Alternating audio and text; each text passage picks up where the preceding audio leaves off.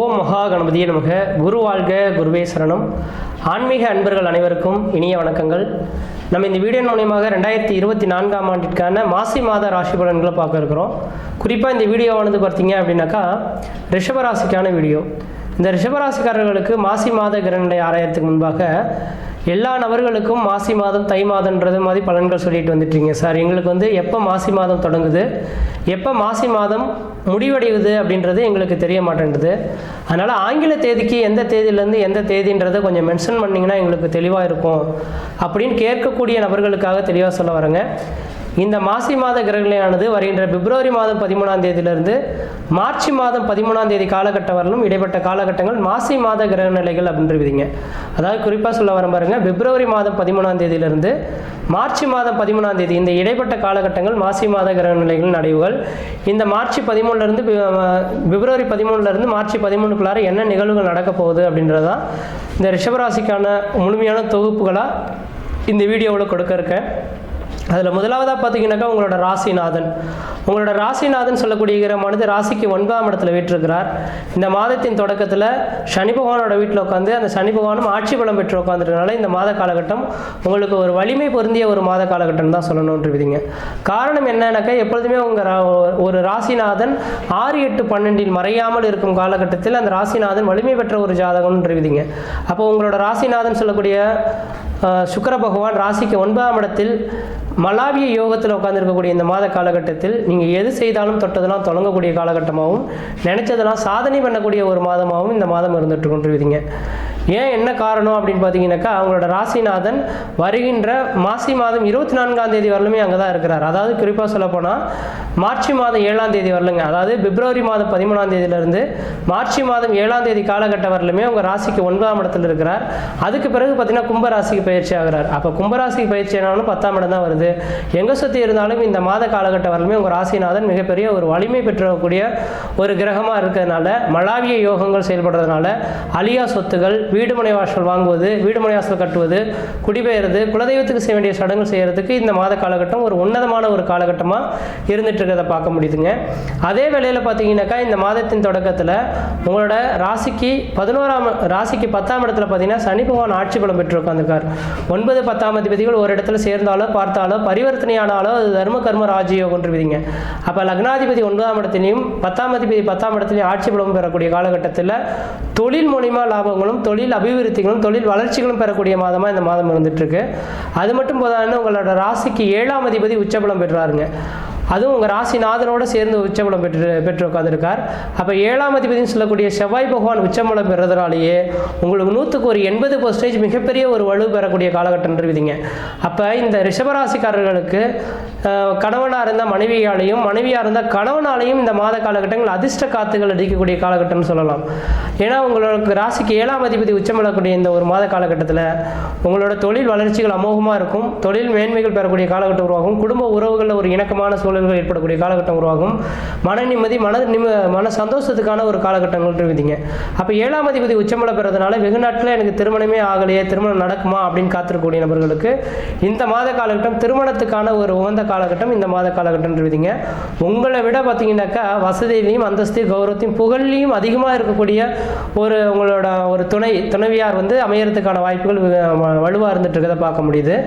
அதே போல் பார்த்தீங்கன்னாக்கா இந்த மாத காலங்களில் ராசிக்கு 12ஆம் அதிபதி தனக்கு 9ஆம் இடத்தில் உச்சபலம் பெறதுனால 12ஆம் இடம் அந்நிய தேசம் அந்நிய பயணம் அயல்நாட்டை குறிக்கக்கூடிய இடங்க. அப்போ ஒருவேளை இந்த நேர காலகட்டத்தில் நீங்கள் ஏதாவது ஊரை விட்டு வெளியூர் வெளிமாநிலம் வெளிநாடு தொடர்பு பெறணும்னு ஆசைப்பட்றீங்கனாக்கா கண்டிப்பாக இந்த மாத காலங்களில் வெளிநாட்டுக்கான முயற்சிகள் எடுத்தால் அது உங்களுக்கு ஒரு மிகப்பெரிய ஒரு வளர்ச்சிக்கான ஒரு காலகட்டங்களாக இருந்துட்டு கொண்டிருக்குதுங்க. அடுத்ததாக பார்த்தீங்கன்னாக்கா 5ஆம் அதிபதி 5ஆம் இடம் தான் பூர்வ புண்ணியாதிபதி புத்திரஸ்தானாதிபதினு சொல்லக்கூடியகிறாங்க. 5ஆம் அதிபதியும் தனக்கு 9ஆம் இடத்துல, அப்போ ராசிநாதன் 2ஆம் அதிபதி 5ஆம் அதிபதியும் ஒரு இடத்துல சேர்ந்திருந்து இருக்கக்கூடிய காலகட்டத்தில் பார்த்தீங்கன்னாக்கா உங்களோட குலதெய்வ அருளானது உங்களோட வீட்டின் வாயில் கதவை தட்டக்கூடிய ஒரு மாதமாக இந்த மாதம் இருந்துட்டு இருக்கும். உங்களோட குலதெய்வத்துக்கு வாய்ப்பு கிடைச்சா ஒரு தடவை போயிட்டு வாங்க. குலதெய்வ கோயிலுக்கு போயிட்டு தேங்காய்பழம் வச்சு ஒரு அர்ச்சனை பண்ணி சாமி கும்பிட்டு வந்தீங்கன்னாக்கா முன்ஜென்ம பாவங்கள் நீங்கி இதுக்கு பிறகு வரக்கூடிய காலகட்டங்கள் ஒரு மிகப்பெரிய மன நிம்மதியை தரக்கூடிய காலகட்டம் உருவாகும். அதே போல் 5ஆம் அதிபதி தனக்கு 9ஆம் இடத்தில் செல்றதுனால அழியா சொத்துக்கள் வாங்குவதற்கும் பூரிய நிலங்களில் இருக்கக்கூடிய பிரச்சனைகளுக்கு ஒரு தீர்வு ஏற்படக்கூடிய காலகட்டமாக இந்த மாதம் வந்துட்டு கொண்டிருக்கீங்க. அது அடுத்ததாக பார்த்தீங்கன்னாக்கா உங்கள் ராசிக்கு 11ஆம் இடத்துல ராகு பகவான் வீட்டு இருக்கிறார். இது ஒரு விசேஷமான ஒன்றுன்னு சொல்லலாம். ஆமேடம் எருதுகண்ணி நண்டு சுற 5 இடத்தில் கருணாகும் ஜாதகர் பொன்மத்தியில் தெயில்வார் அப்படின்ட்டு விதிங்க. இந்த 5 இடங்களில் ராகுன்னு கேதுன்னு சொல்லக்கூடிய சர்பகிரகங்கள் இருந்து அந்த கிரகத்துக்கு 2 பக்கமும் கிரகம் இருக்கும் பட்சத்தில் அந்த கிரகமானது வலிமை பெற்ற கிரகமாக இருக்கும்னு விதிங்க. அப்போ பஞ்சமத்தில் தெயிலக்கூடிய அளவுகளுக்கு ராகு பகவானுக்கு 2 பக்கம் சனி பகவான் குரு பகவான் இருக்கிறதுனால பஞ்சமத்தில் தெயிலக்கூடிய அளவுகளுக்கு உங்களுக்கு மன நிம்மதி மன சந்தோஷங்கள் ஏற்படும். எடுத்த காரியத்தில் வெற்றி ஏற்படக்கூடிய காலகட்டம் உருவாகுன்றீங்க விதிங்க. அப்போ இந்த நேர காலகட்டத்தில் உங்களோட ராசிக்கு 16ஆம் இடத்துல ராகு பகவான் இருக்கனால திடீர் அதிர்ஷ்டங்கள் திடீர் பணவரவுகள் ஏற்படுறதுக்கான வாய்ப்புகள் உண்டு. அதே போல் பார்த்தீங்கன்னாக்கா இந்த நேர காலகட்டத்தில் உங்களுக்கு பார்த்தீங்கன்னாக்கா அழியா சொத்துகள் ஏற்படணும். பூர்வபுண்ணிய சொத்து சோகத்தினால உங்களுக்கு ஆதாயங்கள் பெறணுன்ற விதிகளும் இருந்துட்டுருக்கு. அதனால் திடீர் அதிர்ஷ்டங்கள் திடீர் பணவரவுகளுக்கான வாய்ப்புகள் உண்டு. முயற்சி எடுக்கிறது உங்களோட அறிவின் திறமை அப்படின்ற விதிங்க. அடுத்ததாக பார்த்தீங்கன்னாக்கா உங்களுக்கு ராசிக்கு 8ஆம் இடத்திபதி அஷ்டமாதிபதினு சொல்லக்கூடிய கிரகங்க. இந்த அஷ்டமாதிபதி உங்கள் ராசிக்கு 12ஆம் இடத்துல உட்காந்துருக்காரு. இது ஒரு மிகப்பெரிய விசேஷமான ஒன்றுங்க. எப்போதுமே ஒரு ஜாதகத்தில் 3, 6, 8, 12 ஒரு அந்த இடங்களை மாறி அமையக்கூடிய காலகட்டத்தில் திடீர் அதிர்ஷ்டங்கள் திடீர் பணவரவுகள் உண்டு என்று விதிங்க. அப்போ 8ஆம் அதிபதினு சொல்லக்கூடிய குரு பகவான் தனக்கு 12ஆம் இடத்தில் மறைந்திருக்கிறதுனால ஊரை விட்டு வெளியூர் வெளிமாநிலம் வெளிநாடு தொடர்பு பெறக்கூடிய எந்த ஒரு மனிதர்களாக இருந்தாலும் அந்த நாட்டில் பார்த்தீங்கன்னா உங்களுக்குன்ற மதிப்பு மரியாதை கௌரவம் அந்தஸ்து புகழ் உருவாகக்கூடிய காலகட்டம் உருவாகும். எடுத்த காரியத்தில் வெற்றி ஏற்படக்கூடிய காலகட்டங்கள் உருவாகும் என்று விதிங்க. அந்த குரு பகவான் பார்க்கக்கூடிய இடங்கள் எல்லாமே வெற்றியை தரக்கூடிய அமைப்புகளாக இருக்கும். ஏன்னா இந்த லக்னத்துக்கு முதல் தரமான பாதகாதிபதியே அந்த குரு பகவான். அவன் இன்னொரு இடத்துல மறைந்து போயிட்டா கண்ணுக்கு தெரியாத அளவுகளுக்கு மிகப்பெரிய வளர்ச்சிகளை கொடுத்துருவார் என்று விதிங்க.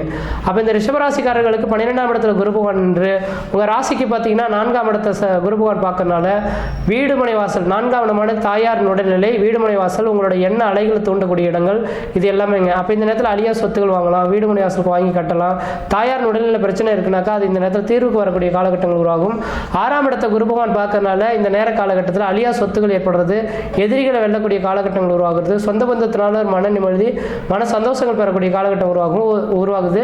அதே வேளையில் பார்த்தீங்கன்னாக்கா 6ஆம் இடமானது உத்தியோகஸ்தானம்னு சொல்லக்கூடிய இடங்க. அரசு உத்தியோகத்துக்காக எதிர்பார்த்து காத்துட்ருக்கீங்கன்னாக்கா இந்த மாத காலகட்டம் அரசு உத்தியோகமானது இந்த மாதம் மட்டும் சொல்ல வேண்டிய அவசியம் கிடையாது. 2023 ஏப்ரல் மாதம் 30ஆம் தேதிக்குள்ளார உங்களுக்கு அரசு உத்தியோகத்துக்காக முயற்சி எடுக்கிறீங்கன்னா கண்டிப்பாக அரசு உத்தியோகம் உருவாகும். 6ஆம் இடம் சொந்த தொழிலை குறிக்கக்கூடிய இடம்னால கண்டிப்பாக இந்த நேர காலகட்டத்தில் சொந்த தொழில் செய்யணும்னு ஆசைப்படக்கூடிய நபர்களுக்கு சொந்த தொழில் செய்தீங்கன்னா ஓரளவுக்கு வளர்ச்சிகள் பெறக்கூடிய மாதமாக இந்த மாதம் இருந்துட்டு இருக்குன்றீங்க. அடுத்ததாக பார்த்தீங்கன்னா 8ஆம் இடத்தை குரு பகவான் பார்க்குறாரு. 8ஆம் அதிபதி 8ஆம் இடத்திலே பார்க்க இருக்கிறனால இந்த மாத காலகட்டமானது உங்களுக்கு ஆயுள் சம்பந்தப்பட்ட பிரச்சனைகள் எதுவாக இருந்தாலும் அது நீங்கிறதுக்கான வாய்ப்புகள் உண்டு. திடீர் அதிர்ஷ்டங்கள் திடீர் பணவரவுகள் வாய்ப்புக்கான அமைப்புகள் உண்டு விதிங்க. அதனால் இந்த மாத காலங்களில் எனக்கு தெரிஞ்சளவு இந்த நாட்களில் இங்கே தமிழகத்திலலாம் இந்த லாட்டரின்றது தடைபட்டுள்ளது. வெளிநாடுகளில் சிங்கப்பூர் மலேசியா யூஎஸில் யூகேல இருக்கக்கூடிய நபர்களுக்கெல்லாம் பார்த்தீங்கன்னா அந்த நாட்டு அந்த லாட்டரின்றது எடுக்கக்கூடிய பழக்கங்களாக இருந்துகிட்ருக்கு. அப்படிப்பட்ட ஏதாவது ஒரு நபர்களுக்கு யாராவது வாய்ப்புகள் இருந்தால் இந்த நேர காலகட்டத்தில் லாட்டரி யோகம் இந்த ஒரு மாத காலகட்டத்தில் நடக்கிறதுக்கான வாய்ப்பு உண்டு.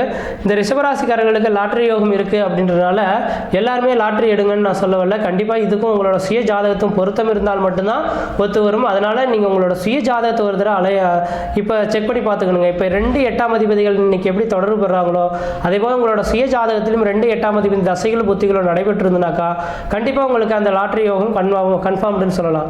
அதனால் உங்களோட சுய ஜாதகத்தை ஒரு தடவை செக் பண்ணி பார்த்து தான் செய்யணும். ஏனோ தானே எடுக்கிறேன்ற மாதிரி செலவு கொஞ்சம் பணம் தானே எடுத்து ஏமாந்துடக்கூடாது. ஏன்னா கோடான கோடி நபர்கள் இந்த ரிஷபராசியில் இருக்கும்.